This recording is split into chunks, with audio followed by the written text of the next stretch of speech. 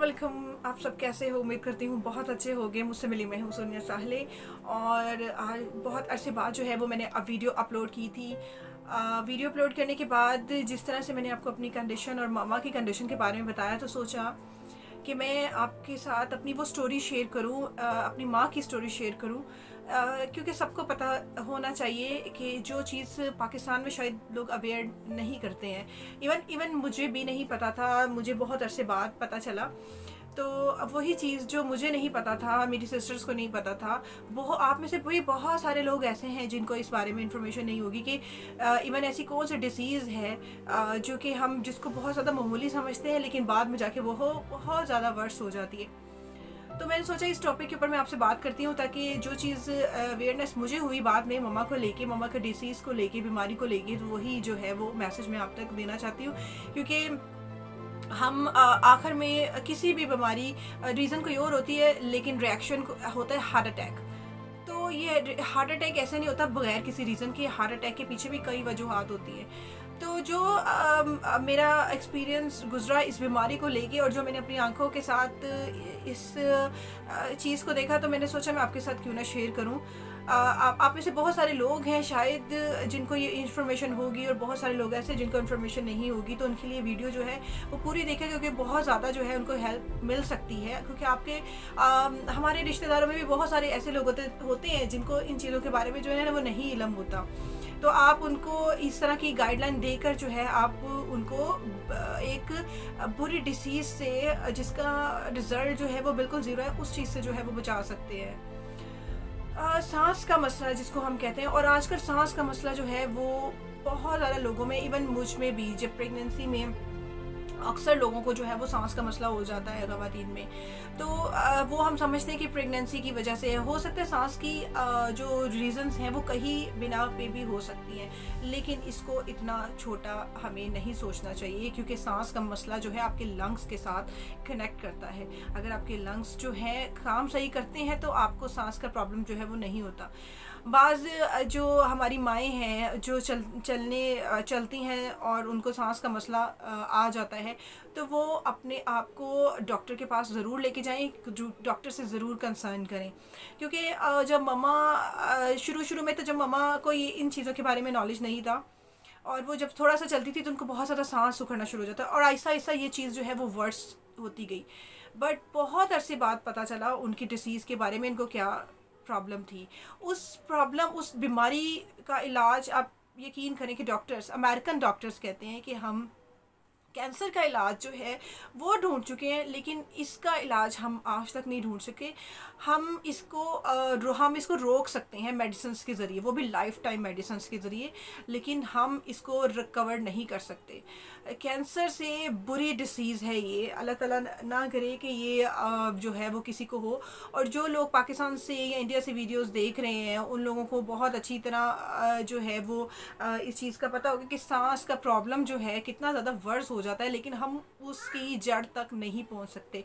और जो लोग बाहर से वीडियो देख रहे हैं उन लोगों में से बहुत ज़्यादा लोगों को ये अवेयरनेस होगी, डॉक्टर्स को बहुत ज़्यादा अवेयरनेस होगी कि ये जो सांस से रिलेटेड आपकी प्रॉब्लम है वो कितनी ज़्यादा वर्स हो सकती है अगर हमने उनका टाइमली जो है वो ख्याल नहीं रखा। तो इसको सांस की प्रॉब्लम को एक मामूली बात ना समझें। बट आते हैं मम्मा की बीमारी की तरफ कि मेरी वालदा को जो है वो प्रॉब्लम क्या थी आखिर। ऑटोम्यून के बारे में हम बहुत कम लोग जानते हैं। आप नेट पे सर्च कीजिएगा कि ऑटोम्यून होता क्या है, और आपको मैं ये बता दूं कि ऑटोम्यून की जो प्रॉब्लम है वो ख़वातीन में बहुत ज़्यादा पाई जाती है, बहुत ज़्यादा। और ये मेल्स में थोड़ा सा जो है ऑटोम्यून का प्रॉब्लम थोड़ा सा कम होता है, लेकिन अगर मेल में किसी बिना पर ऑटोम्यून एक्टिव हो जाता है या उनमें ऑटोम्यून पाया जाता है तो बहुत ज़्यादा जो है वो वर्ड्स में जा सकता है। तो अगर आपको अपनी बॉडी में किसी तरह के भी कोई सिम्टम्स लगते हैं, जैसे कि घुटनों का प्रॉब्लम, आपसे चला नहीं जाता, आपके घुटनों में प्रॉब्लम हो जाती है, आपका लंग्स है वो सही तरीके से जो है वो काम नहीं करे, तो आपको ज़रूर अपने डॉक्टर से कंसर्न करवाना चाहिए। देखिए, बुरा मत मानिए क्योंकि पाकिस्तान में भी बहुत सारे ऐसे डॉक्टर्स हैं जिनको ऑटोम्यून के बारे में जो है वो नॉलेज नहीं है, लेकिन अगर आप बहुत ज़्यादा अच्छे डॉक्टर से बात चाहते हैं तो उनको ये बहुत अच्छी तरह पता है कि autoimmune is very dangerous disease. Autoimmune का प्रॉब्लम अगर किसी भी खवातीन में पाया जाता है तो उसको जो है वो अभी से पकड़ ले, अभी से, क्योंकि छोटे छोटे हम कहते हैं सर में दर्द हो रहा है, हम इसकी वजह नहीं जानते क्यों सर में दर्द हो रहा है, हम कहते हैं घुटनों में दर्द हो रहा है, हम कहते हैं कमर में दर्द हो रहा है, पेट में दर्द हो रहा है, लेकिन हम वो पेन किलर खा लेते हैं, उसके बाद हम उसको भूल जाते हैं क्योंकि दर्द तब तक वो थोड़ा सा टाइम निकाल जाते हैं। लेकिन हम लोगों को इसको थोड़ा सा सीरियस लेना चाहिए।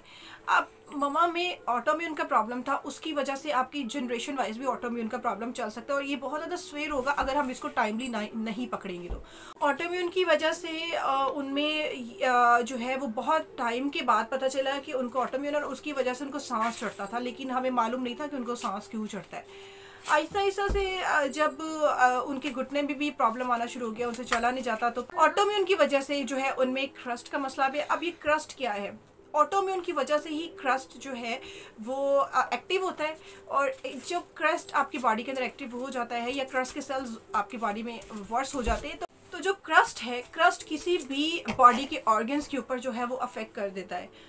इसी तरह से क्रस्ट की प्रॉब्लम की वजह से ममा के लंग्स के ऊपर उसने असर किया, और ममा को क्या डिसीज़ हुई? Pulmonary hypertension. आप इसके बारे में नेट से नॉलेज ज़रूर लीजिएगा, क्योंकि ये वो डिसीज़ है जो कैंसर से भी ज़्यादा वर्स है, और अगर हम इसको टाइमली नहीं पकड़ेंगे तो ये हमारा बहुत ज़्यादा वर्स हो जाएगा। और पाकिस्तान में आप देख सकते हैं कि ऑक्सीजन की भी कितनी ज़्यादा किल्लत है, और यहाँ पे कितना एक्सपेंसिव ट्रीटमेंट है इस चीज़ का।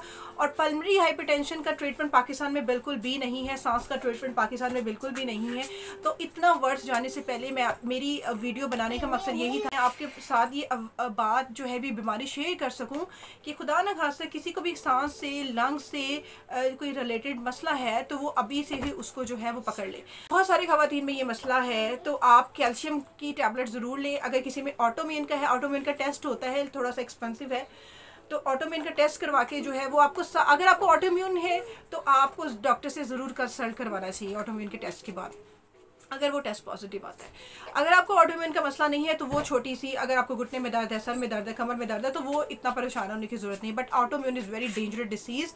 अगर किसी में भी ऑटोम्यून का मसला हो जाता है, क्रस्ट का मसला हो जाता है, तो किसी आपकी बॉडी, किडनी पे अफेक्ट कर सकता है, हार्ट पे अफेक्ट कर सकता है, आपके लंग्स के ऊपर। मामा की जो रीज़न था वो उनको लंग्स के ऊपर जो है अफेक्ट किया, जिसकी वजह से मामा को ऑक्सीजन लग गई, और मामा की ऑक्सीजन कभी समटाइम 1 पे होती थी, कभी 5 पे, और कभी बहुत ज़्यादा वर्स हो जाती थी।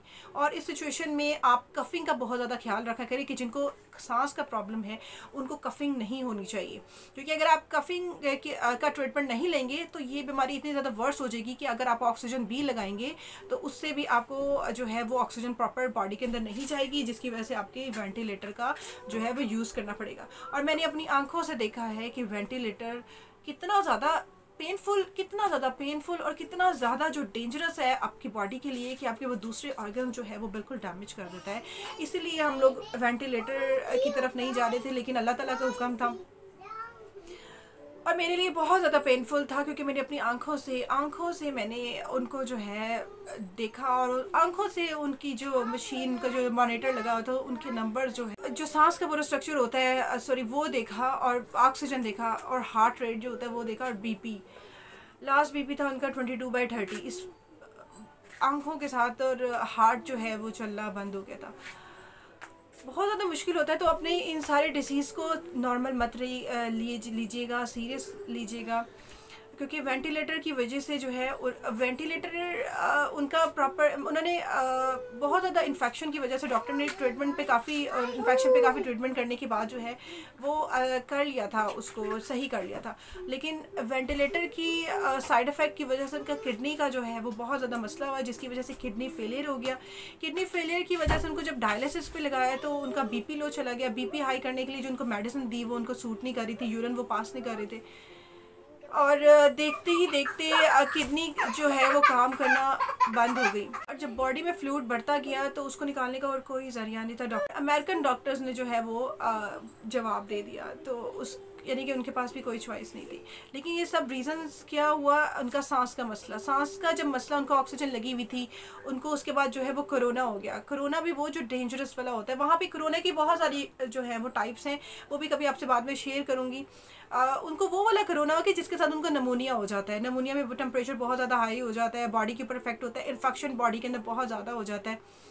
उसको ट्रीट करते करते बाकी जो है वो वेंटिलेटर पे पहुंच गई, वेंटिलेटर को ट्रीट करते करते बाकी ऑर्गन्स ख़राब हो गए और इवन लास्ट टाइम पे उनकी ब्लीडिंग हो रही थी, इंटरनली ब्लीडिंग। लेकिन डॉक्टर एंडोस्कोपी नहीं कर सकते थे क्योंकि एंडोस्कोपी करने के लिए बॉडी में थोड़ी सी ताकत होनी ज़रूरी होती है।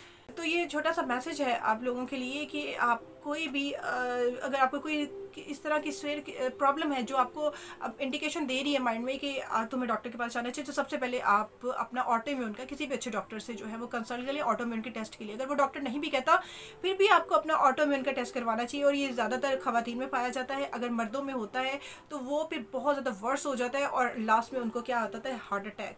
तो हम उसको हार्ट अटैक की शक्ल दे देते हैं, हम उसको एग्जामाइन नहीं कर सकते, मतलब करते कि हमें ये प्रॉब्लम हुई क्यों है।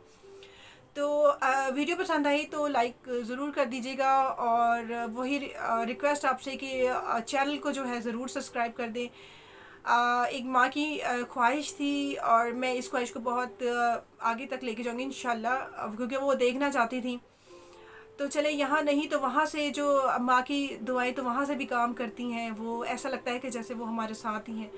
जो जो वीडियो देख रहे हैं उनके लिए मग़फ़िरत के लिए ज़रूर दुआ कीजिएगा, उनके लिए एक दफ़ा कुल हुवल्लाह अलहम शरीफ पढ़ के ज़रूर उनको बख्श दीजिएगा। और वो अभी इतनी दूर हैं कि मैं अभी उनके पास जो है वो मिलने भी नहीं जा सकती, लेकिन इंशाल्लाह बहुत जल्दी इंशाल्लाह मैं उनसे जो है वो वहाँ पे मिलने जाऊँगी, क्योंकि कहते हैं कि मुर्दा इंतज़ार में होता है कि आपको कब उनको कोई उनका प्यारा मिलने आए। तो मुझे इस चीज़ का बहुत ज़्यादा है।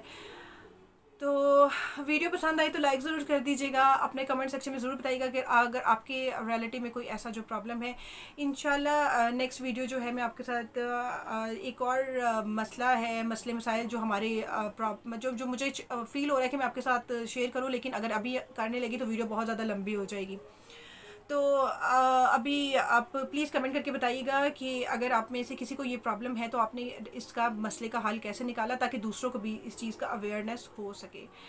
तो अपना ख्याल रखिएगा और मेरी वीडियो को जो है वो इंतज़ार कीजिएगा नेक्स्ट वीडियो को, और सब्सक्राइब करना चैनल को बिल्कुल मत भूलिएगा। अपना ख्याल रखिएगा, टेक केयर, अल्लाह हाफ़िज़।